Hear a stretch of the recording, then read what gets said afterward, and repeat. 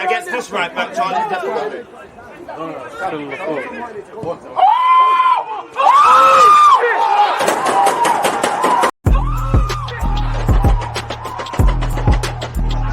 There's always just that active red line defenders. I think it's like.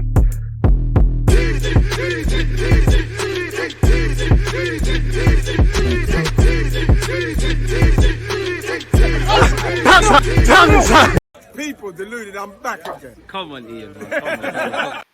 Just as Ian Wright said there, people deluded, I'm back again. Special guest settings. Andrew, happy New Year's, belated New Year's. I hope you're doing well and safe. And as usual, appreciative for your return on my channel. How you doing, man? I'm all right, man. How are you? I enjoyed that goal in the video clip at the start. Holy cow. I appreciate that, man. I'm a one-goal wonder. I'm never letting anyone forget that, man. I'm going to tell my unborn kids that was in the Champions League final, man. But yeah, I hope you're doing well and safe, people. I can't imagine you don't know about Andrew and his platform. If you don't, links are in the description. Links are in the title. Give it a butcher's. It makes great content. And I've got him here today for a specific reason. Now, obviously, Arsenal, we've read a lot of highs and lows in this last 18 months specific to this season.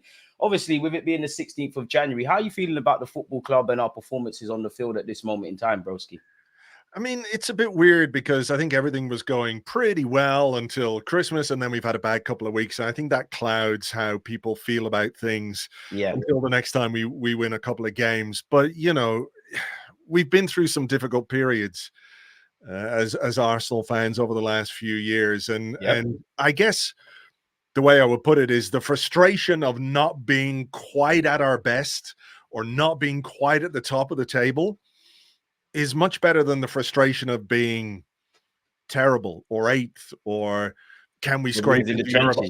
Are we going to get into the Europa Conference League or do we even want to be in the Europa Conference League? So I guess there's a bit of perspective in that sense. The last few weeks have not been great, but I think generally speaking, we're a long way from where we were in a very positive way. I think we've taken positive steps. And I think even those who might be a bit skeptical or maybe a bit downhearted about where we are at this moment in time or the last few weeks would have to admit that, you know, we can all see how it could get better quite quickly. It's not like we're struggling to figure out what the problem is. We all know what the problem is. We just need to score a few goals here and there. And I think that would change the complexion of things pretty quickly.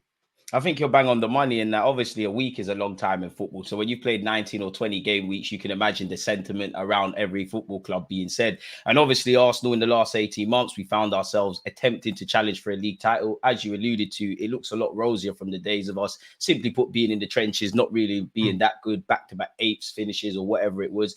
And I think we've done all right. I don't think we can be naive as a football club and think, you know what, we're just going to be amazing from August all the way to May. We've seen a couple of other clubs have a bit of a blip. We couldn't be naive and think that we wouldn't hit that. Any goal that you want to achieve in life, you kind of hit with that pressure, and it's just down to us to make of that what we do. Really, you know, we might look back in May and say December's where we won or lost anything, but it could be a lot better. It could be a lot worse. We're in and around everyone. As you said there perfectly, you know, the sentiment could change if you go and beat Nottingham Forest, Crystal Palace and get something against Liverpool. You kind of said it there. You touched on goals.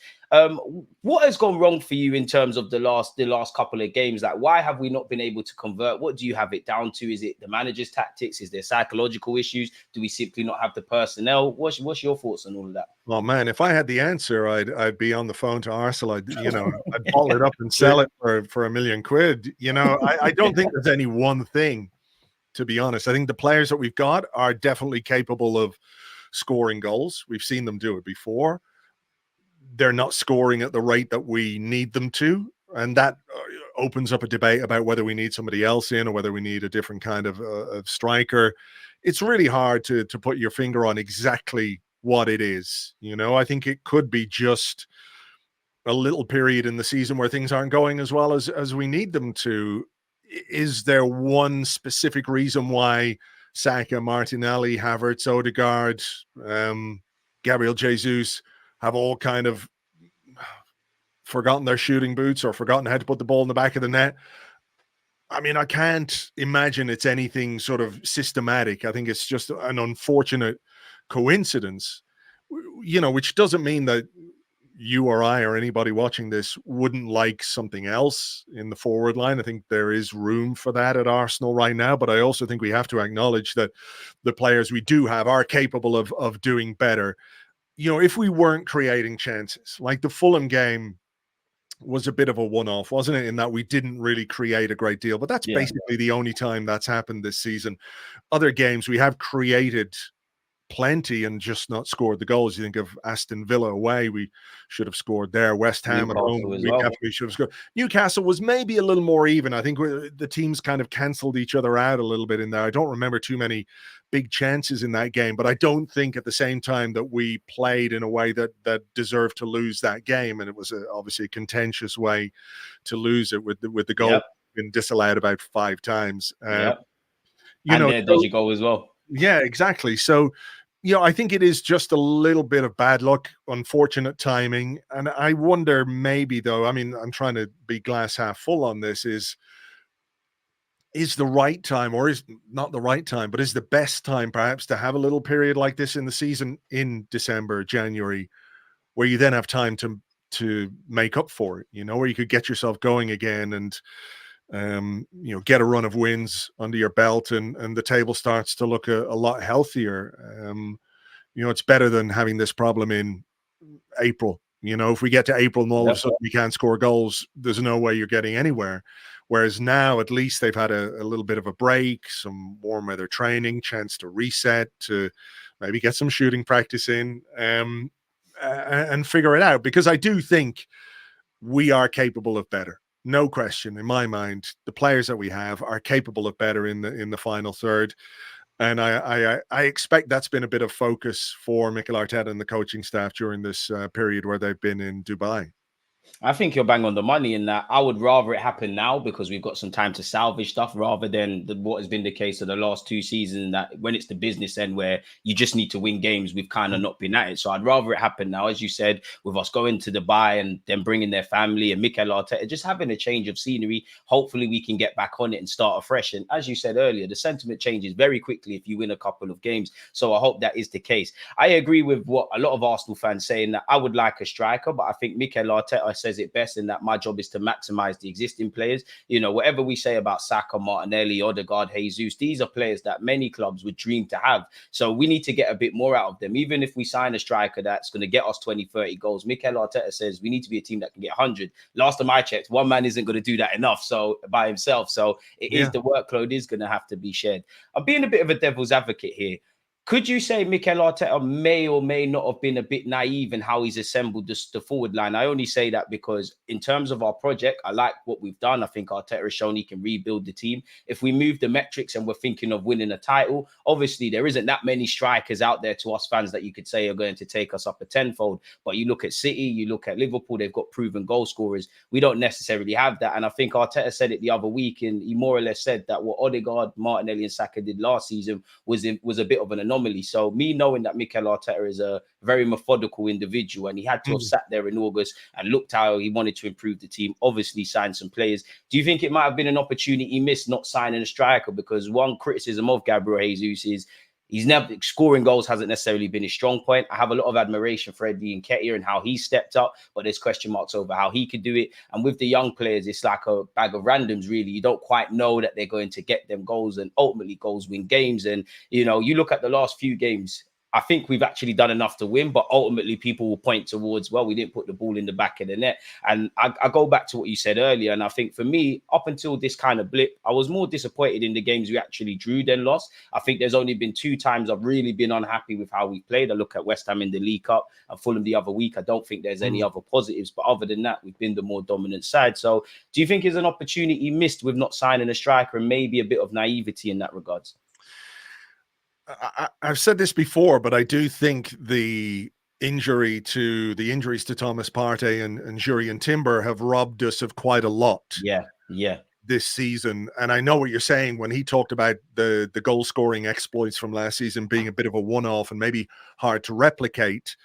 If you think if we had Timber and if we had Partey, I know it's a big if, and every club has to deal with injuries. But what Arsenal could choose from in the front three Saka, Martinelli, Jesus, Nketiah, Trossard, Havertz. Am I missing some? Reece Nelson? You know what I mean? When he talked about versatility and when he talked about being a bit more unpredictable as a team, I do wonder if he thought about various configurations in that front three rather than just Jesus, Martinelli, and Saka. Maybe there's games when Jesus plays wide and Havertz plays as the center forward or the false nine or whatever it might be. I think those injuries have cost us a little bit in terms of definitely what we can do with our forward line, and maybe there's a safety first approach to some of the team selection because one, you don't have the options, and two, you're just kind of going with what you know and you're hoping will work. But as for bringing in a striker, I think when Arsenal do bring in a striker, and I think they will look to bring in a forward at some point, whether it's an out-and-out striker or somebody else, I'm not quite sure.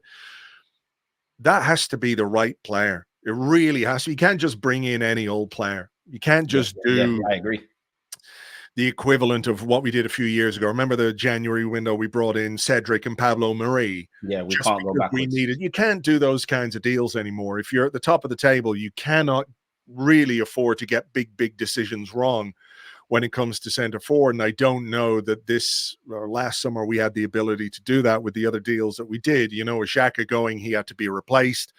100 million on Declan Rice, great money, great player.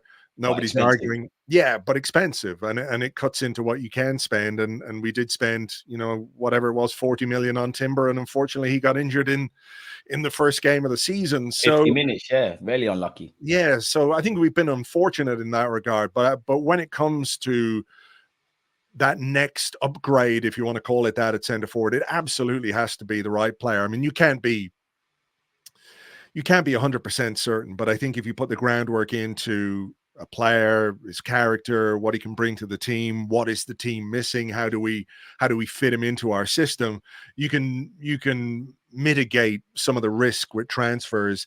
It's a question of, like, do you go big on an established name, or do you maybe take a chance on somebody who's a little bit early in their development, but who might become the player that you want that striker to be.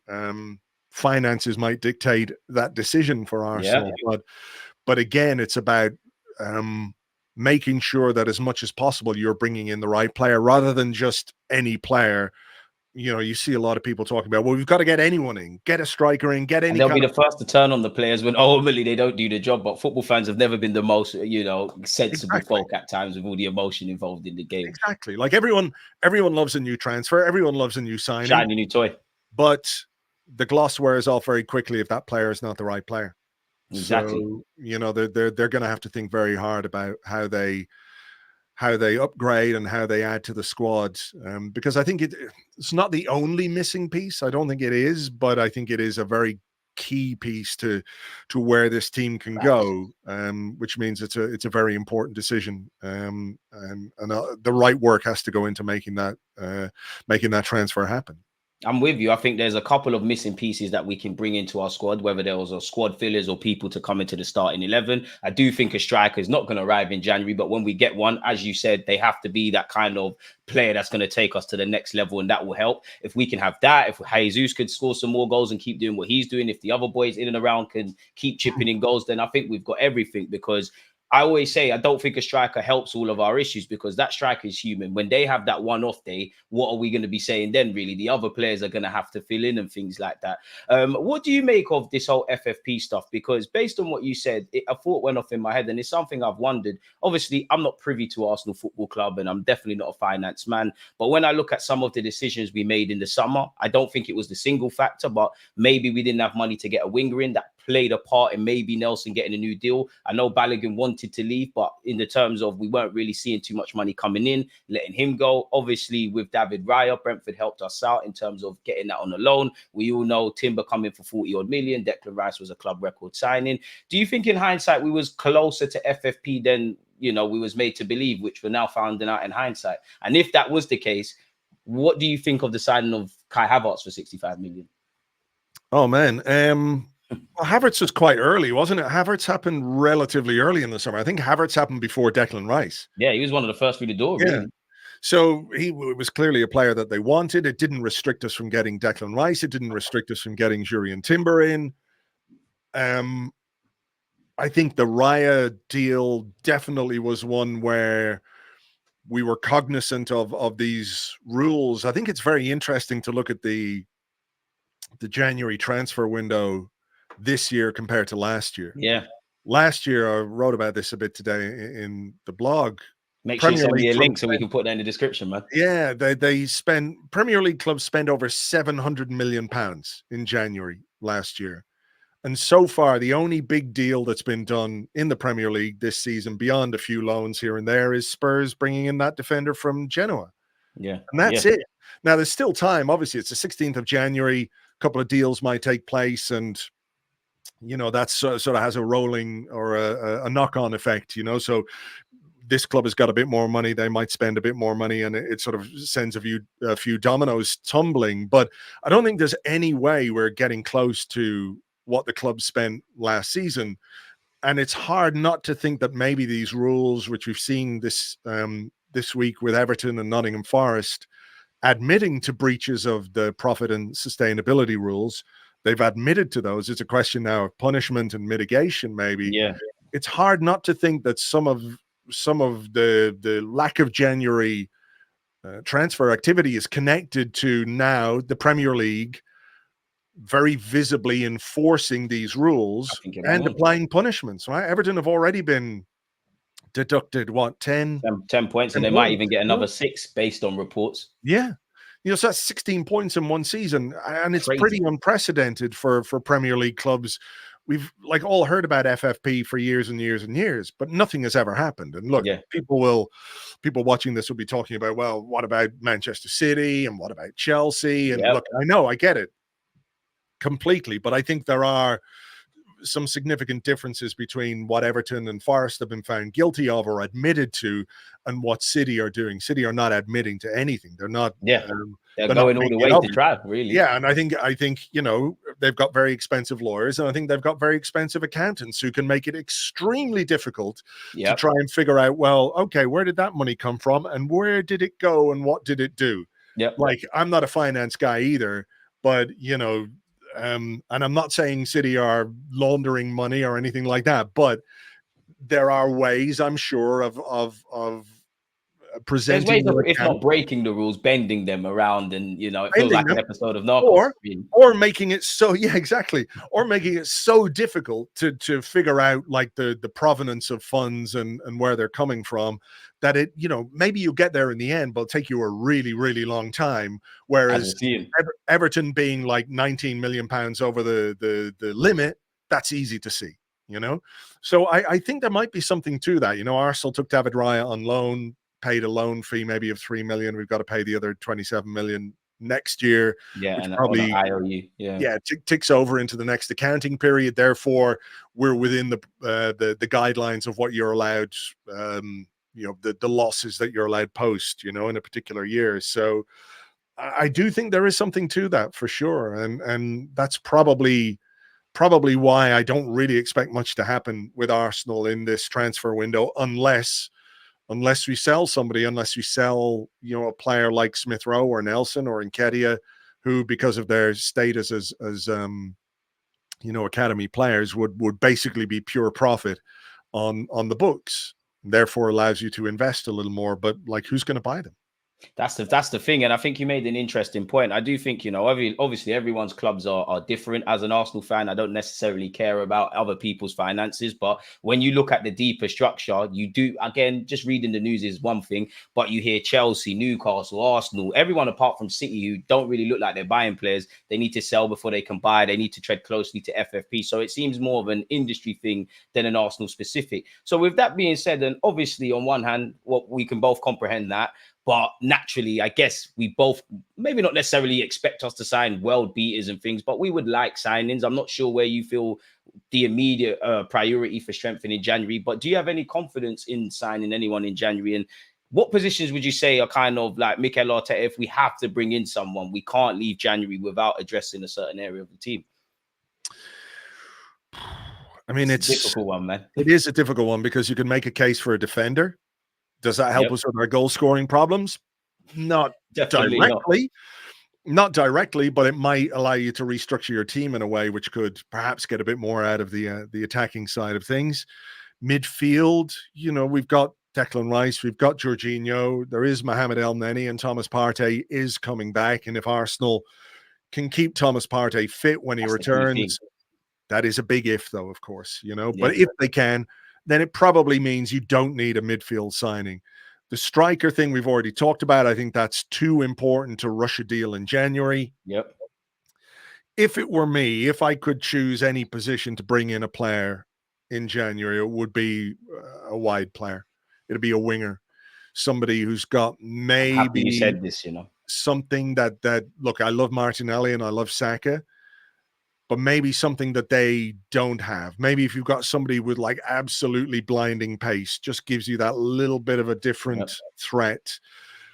That would be where I would be most inclined to make a signing. If I could just pick one player or one position, I think that would be it. It's not that we don't have options, because there is Trossard, there is Nelson. You can play Gabriel Jesus there. Havertz has played wide, but I just think to take some of the burden off Saka and Martinelli, to have somebody who's like a real threat left and right. I know it's sort of like trying to pick the ideal signing. I want him to be quick and fast and strong and tall and good with throwback winger. And, he can play everywhere and score with his head and all the bums off seats. Exactly. But I think that's where I feel like if the team could get an injection of something, that would be where it would be most beneficial.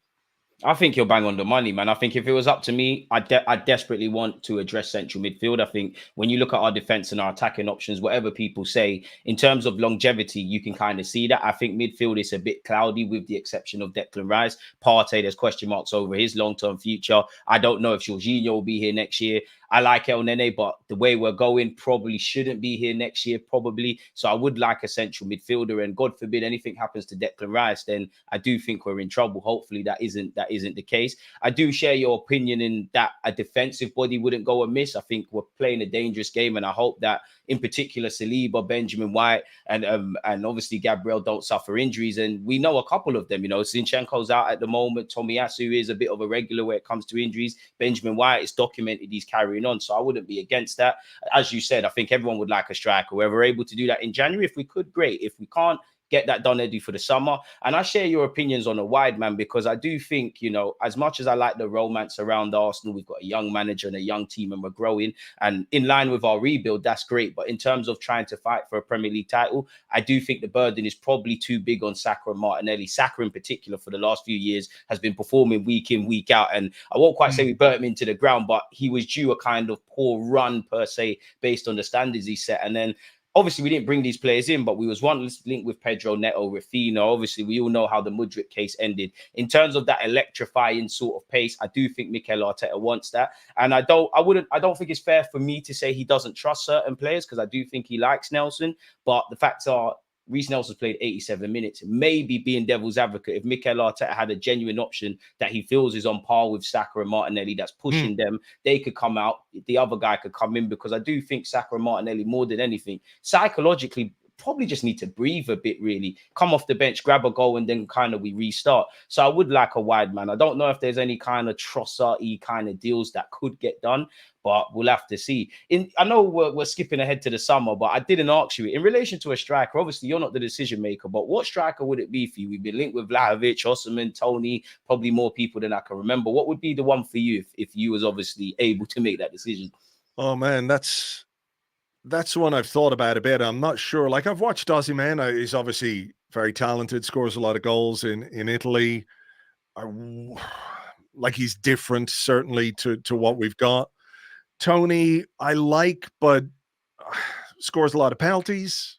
Does that pad his stats a little Probably bit? does screw it a bit, yeah. Just a little bit. And I wonder as well if the outlay for someone like Tony, who's going to be 28 by the time the summer comes around, is the best way to spend that amount of money. Like, I think he would be good for us. I remember I was at the Brentford game last season, and he was so good. He was just like, Raya was pumping long balls to him, and he had Saliba to deal with, and he dealt with Saliba, and that was very impressive.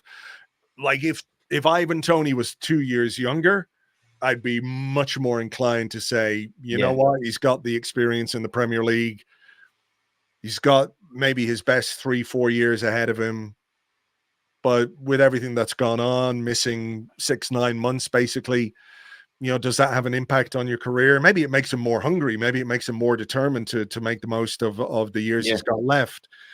I don't know. I mean, that is the honest answer to this one. I don't know. What I would say is I think it probably needs to be somebody who does just give you a little bit of a different physical profile.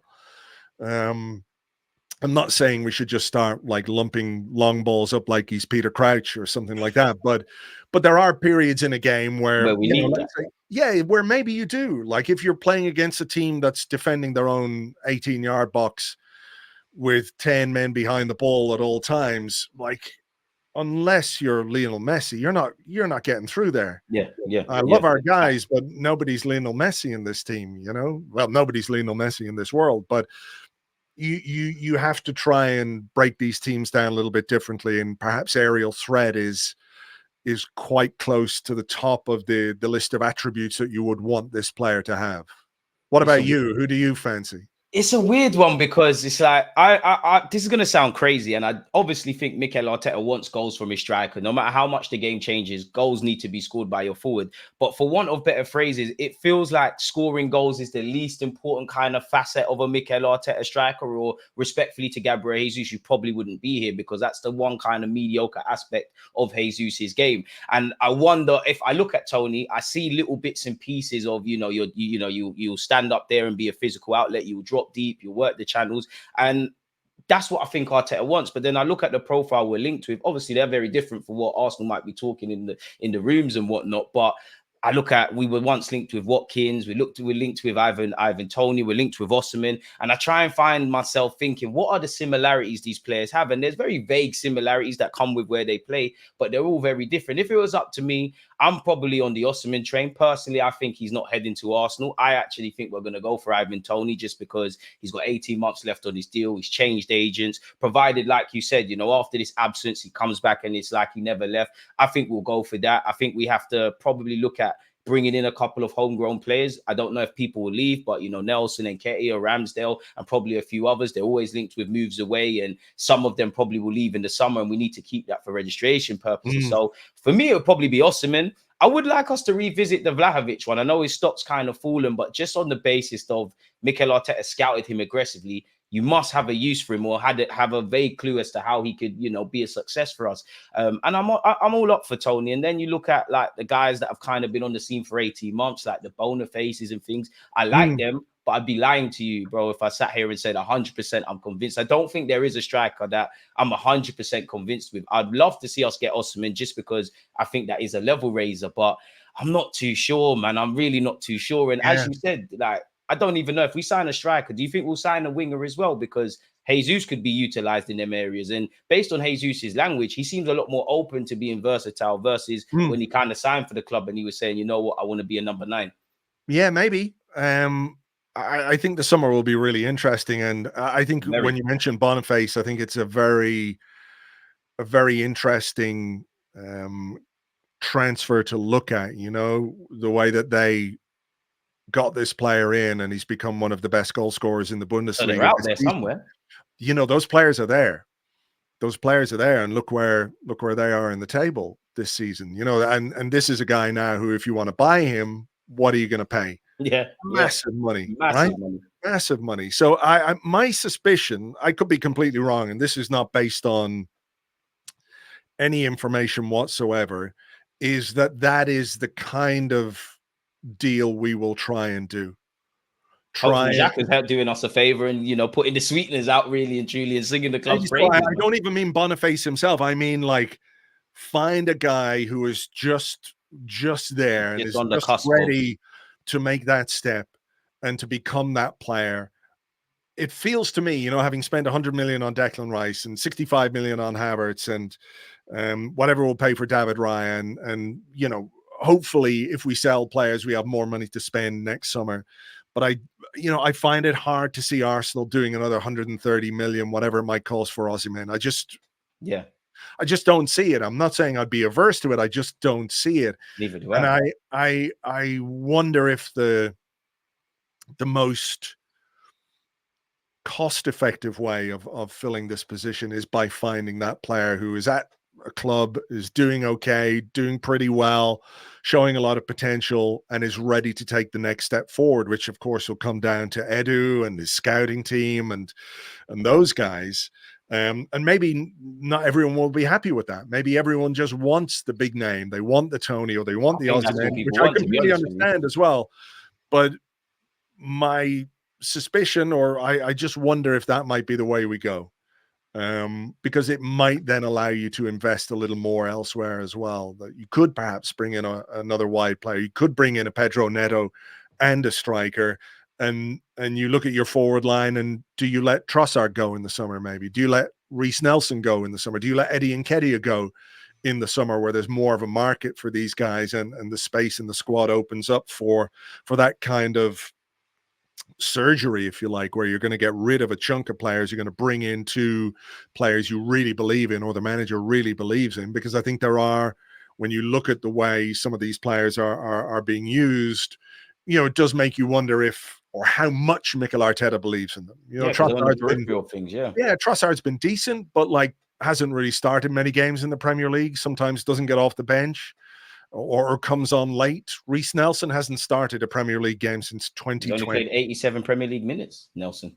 So, I mean, that tells you something. A manager can talk about a player and talk about his talent, talk about his potential, but how do you really understand what he thinks of a player? It's what he does rather than what he says. So I think there is room for improvement in that regard.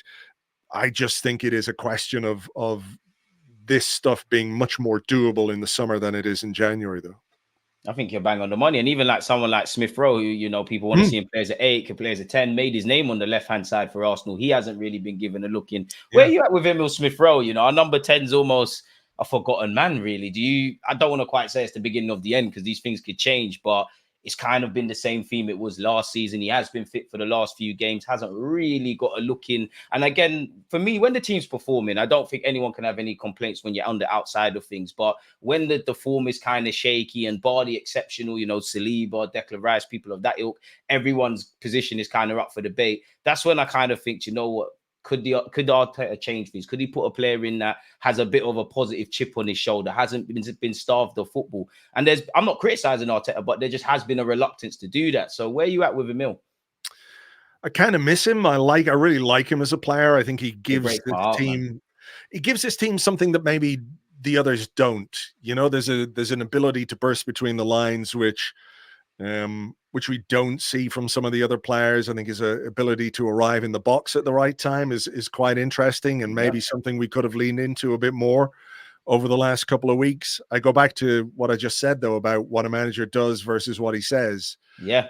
And it's hard to escape the conclusion that for whatever reason, he's not convinced by Emil Smith Rowe at this moment in time, whether it's a fitness thing, whether it's an attitude thing, an application thing. I don't know. The talent is obvious to me anyway. I think he's a really good player. And when Arteta talks about getting the most out of the players that he has, I get a little bit frustrated when it comes to someone like Smith Rowe, because are you getting the most out of Emil Smith Rowe?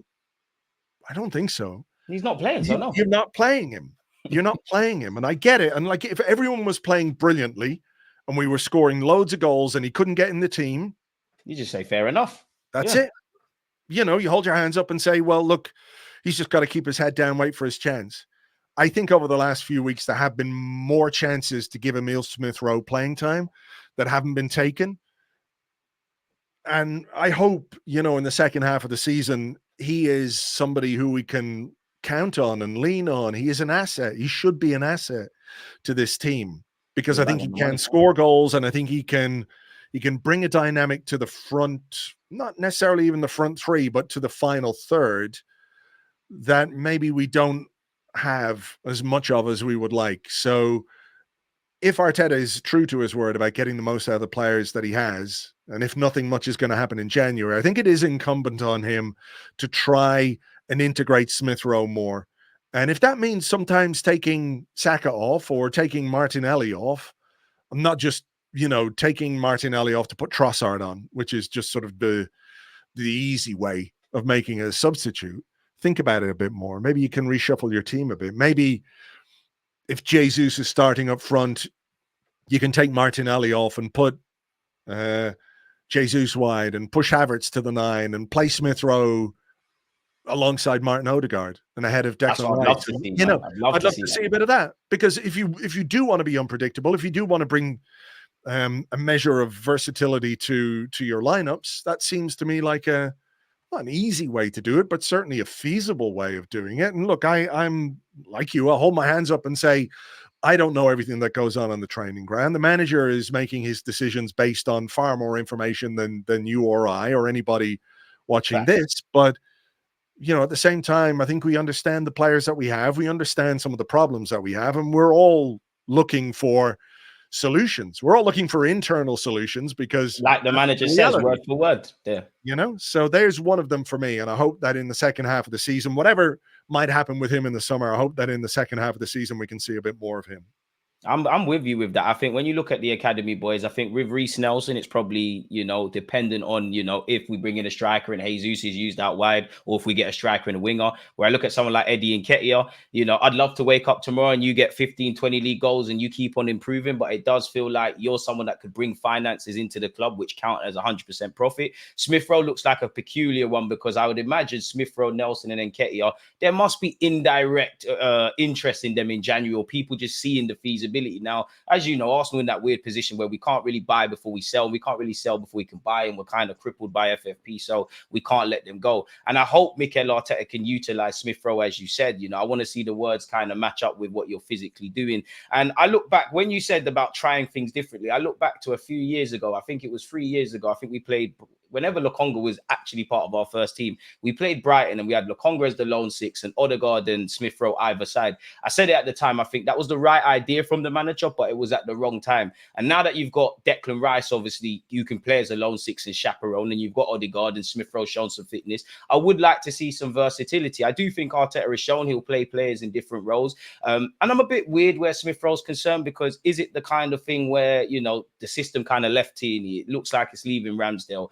It looked like we was, set for happier days with Pepe and Aubameyang. And I'm not criticizing the manager, but the manager had different plans. Has Smith Rowe kind of run his course? I hope to God that's not the case. But at the end of the day, if we want to get to where we want to get to as a football club, then these kind of things happen. I'm sure you've been asked on it a million times, but I've never actually asked you, where are you at with the David Raya, Aaron Ramsdale debate? I'm sure you've said your thoughts a million times, but nonetheless, man.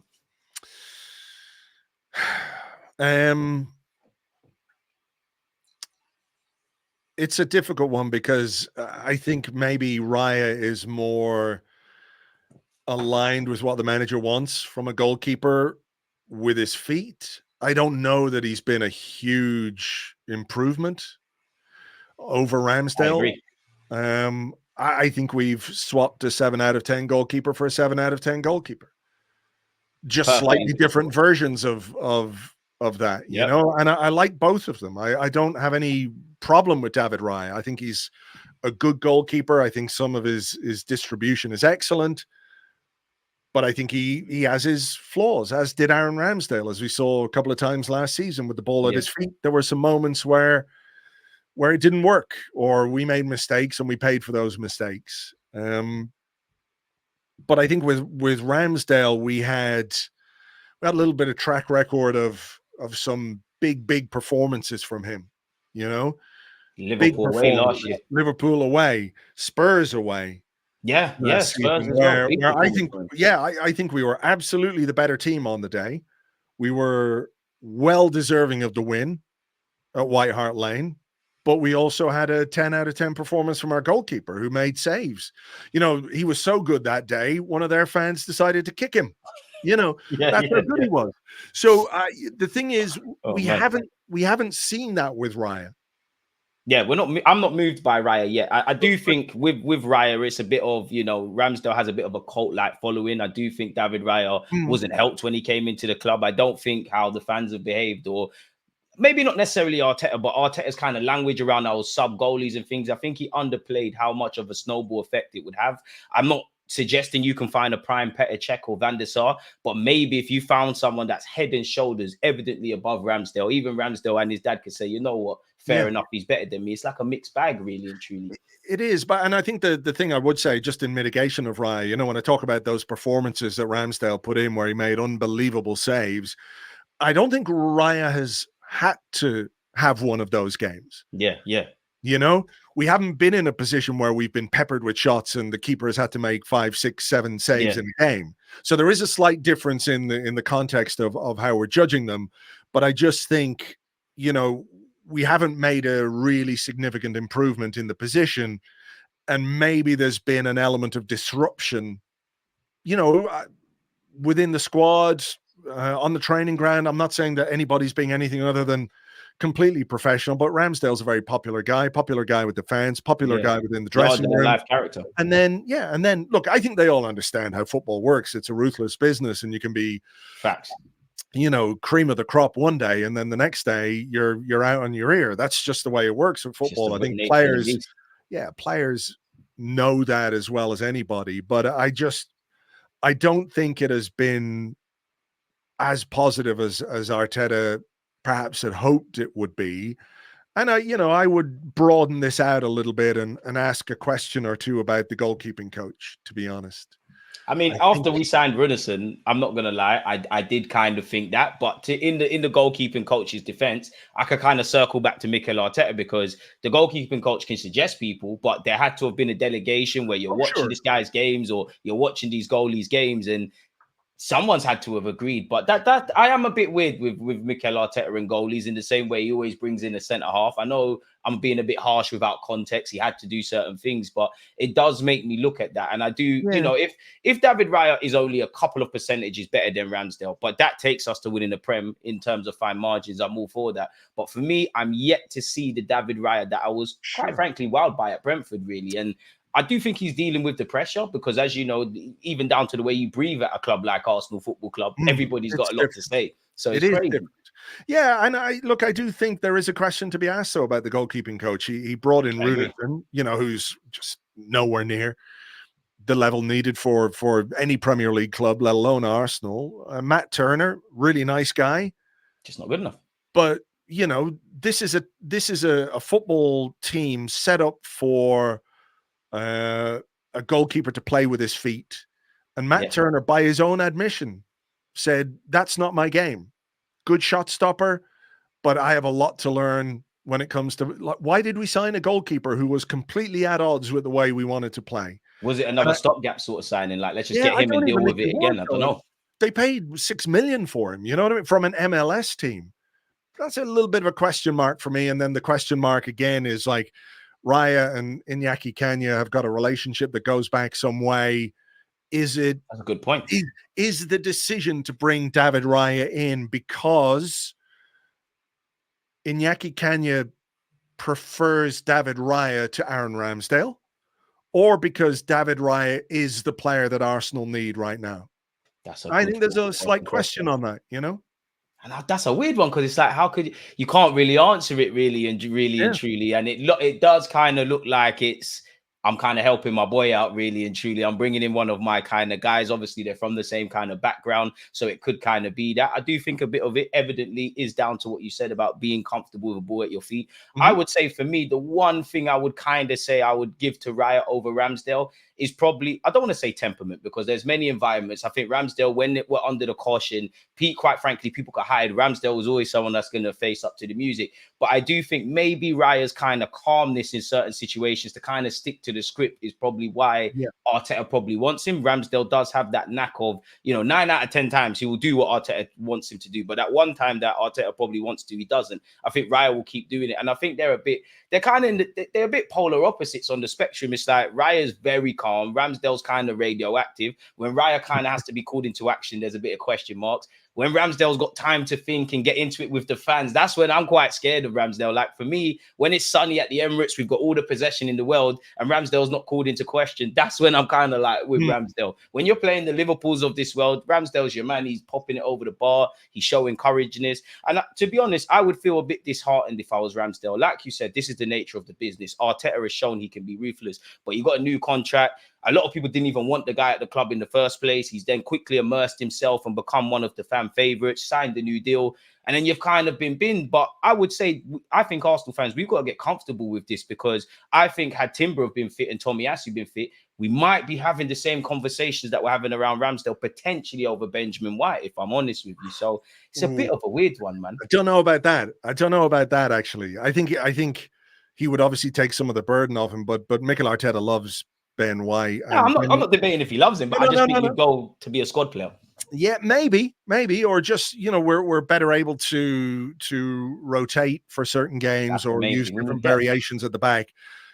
Like, he's one who's getting a new deal. Like, that's very close to being done. Can't wait for him to sign it, man. So that's good. I think goalkeeper is such a singular position, though.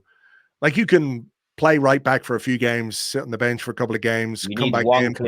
You know, there's only one goalkeeper, and regardless of what Mikel Arteta said publicly, you're never subbing a goalkeeper unless he's having, you know, the worst game of his life, and there's no other choice. You don't sub goalkeepers. You just really don't do it. You need a clear number one. It doesn't I know there's a couple of occasions Brighton have used 2 goalies and things, but anyone that understands any sort of professional football or Sunday league football, you knew it was a fallacy of what Mikel Arteta was saying about, I'll have 2 rotating keepers. We spoke about it, but, you know, you need to have a settledness with the back 5 and the playing out from the back. It was probably not going to happen. Where do you reckon Ramsdale ends up then? Because he's linked with a bunch of clubs, but half the clubs he's linked with, bro, it's like Chelsea, they've got Kepa. I think he's better than Kepa, and they've got Sanchez.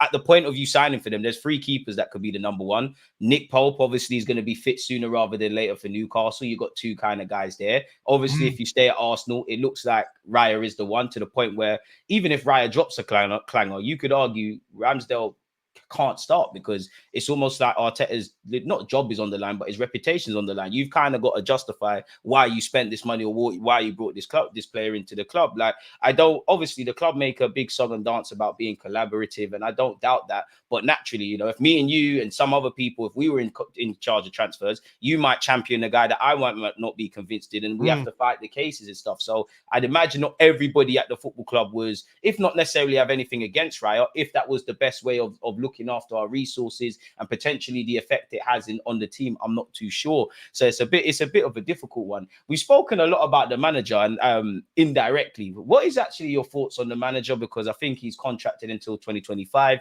Would you give him a new deal? Do you think the jury's still out? Where are you at with the gaffer? I think he's been overwhelmingly positive for the football club. I really do. I know this season maybe has been more difficult, maybe not as enjoyable for people as last season. I think the surprise factor of last season was part of it. Like, if I try and picture last season in my mind, a lot of it is just like sunny days and scoring goals and winning lots of games. Exactly. And everyone having a good time. This time, the level of expectation is higher. And you know, that does have an impact on people's willingness to, I don't know, how you react to certain things. Like, if you lose to West Ham at home, you know, you're expected to win that game. You're expected to win that game pretty comfortably. Yeah. And when you don't, it's obviously a setback, and a big setback. But I think overall he's been really, really positive where he has brought this club, where he's brought this team. Like, our expectations are up here because of the work he's done. Yeah, we've come a long way from when he came in. Exactly. And look, has it been perfect? No, of course not. Has he had some difficult moments? Yes.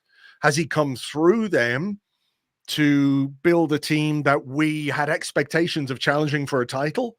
Yeah. And I think that has to be the baseline for me. I think, give him a new deal. I think he's the right man for this club at this moment in time. I think he's still got work that he needs to do. He's got improvements that he needs to make to his own work and also to the team. But I just don't. I think the players are connected well to him as well. And I think he has said pretty much all the right things about what he wants to do to this football. Go back to the last interview. Back them up as well on the pitch. Go to his first interview and listen to what he says. Listen to what he says, and he's done it. He's done all of those things. He's got rid of the wasters. He's changed the culture. Got rid of the leakers in the dressing room as well. He's got everybody working together. And, you know, I'm simplifying it here, but basically he was saying, like, we're going to work really hard, get on board or get lost. Those who didn't want to work hard or weren't right for the project are They're gone.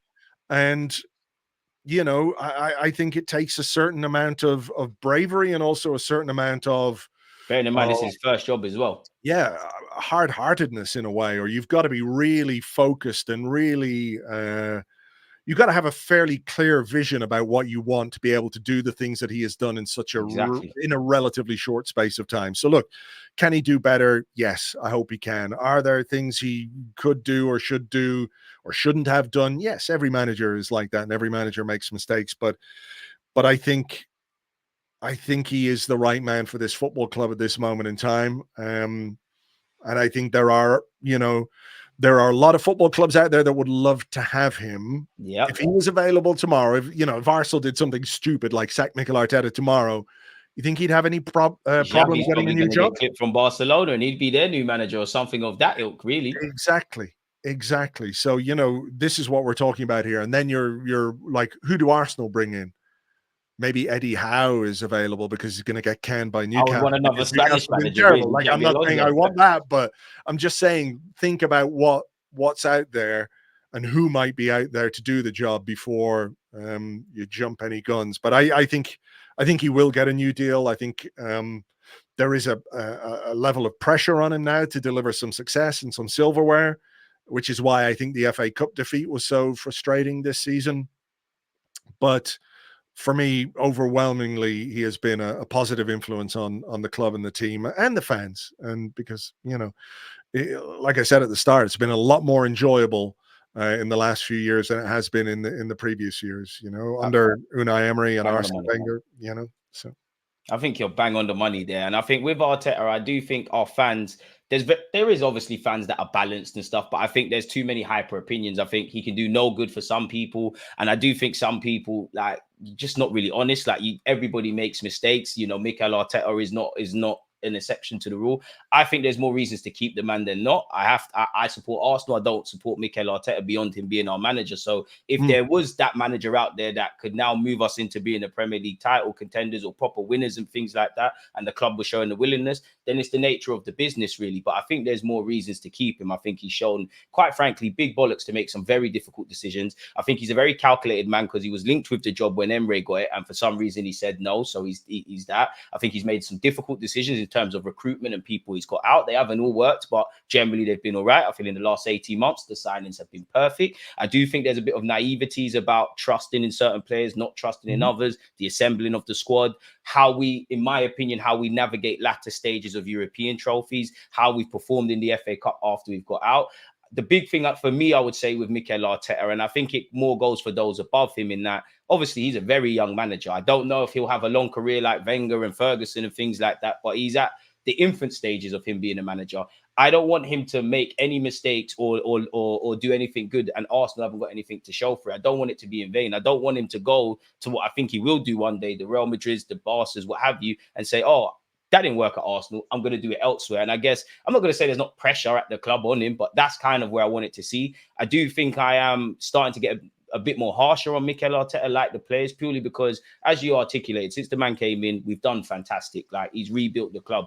It's not that I can never forget it, but now if we're moving into title contenders and silverware, I can't keep relaying on that. I need to be a bit harsher within reason.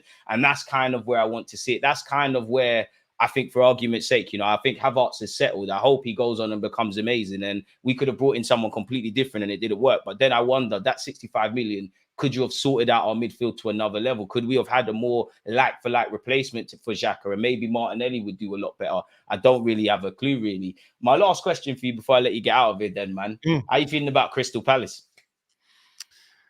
I mean, after the last few weeks, you know, it sounds ridiculous to say confident, but I think it's one of those games where, you know, after the break, you come back, you're at home, early kickoff against the team, you know, who've got some very talented players and who can definitely cause you problems.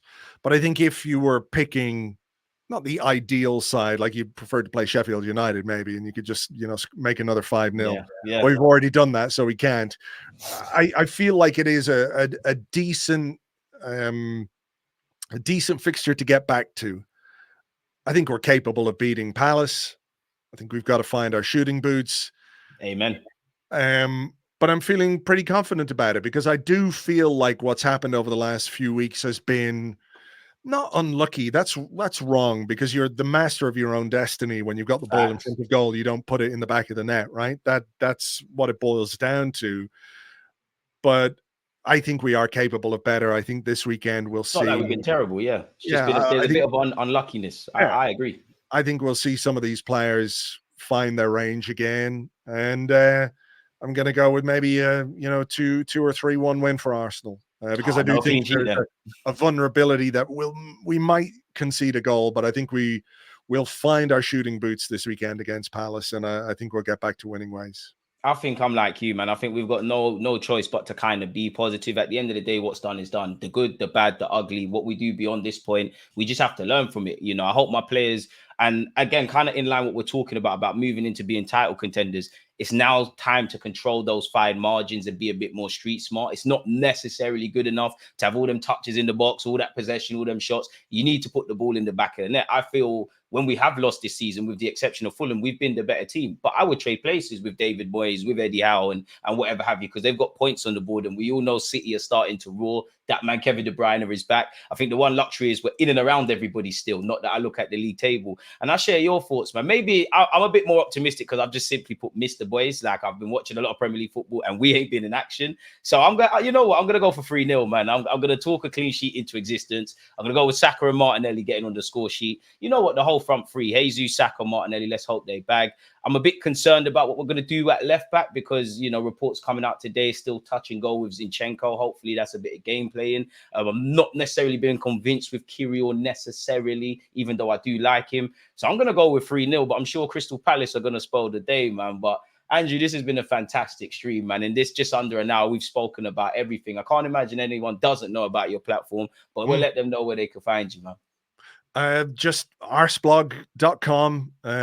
Everything operates off that, the podcast, the news site, all the rest of it. So if people want to check it out, they can do that. And thanks for having me, man. Always a pleasure. Nice, appreciative, man. It's been far too long. Make sure you send me the link to your article so I can put it into the description as well, man. Will do. Yeah, man. And hopefully the next time we speak, we're Premier League champions or in a better sentiment, man. Or we've got a striker. Champions League as well. Why not? I'm not dreaming about the champs yet, but I mean, secretly off air, that's the one I really want. I really want us to win the champs. But you know what they say, you got to run, you got to walk before you can run, man. So let's see what you're saying there, man. But yeah, people, make sure you're taking in Arseblog. Make sure you're checking in all the socials and listening to the opinions that Andrew and all the people that are on this platform say. Let us know your thoughts. Hit the like button, subscribe to the platforms. And on that note, Andrew, take care of yourself. Happy New Year to you and your loved ones once again. We're out, folks. Peace. So it's always just that active and defending. I think it's like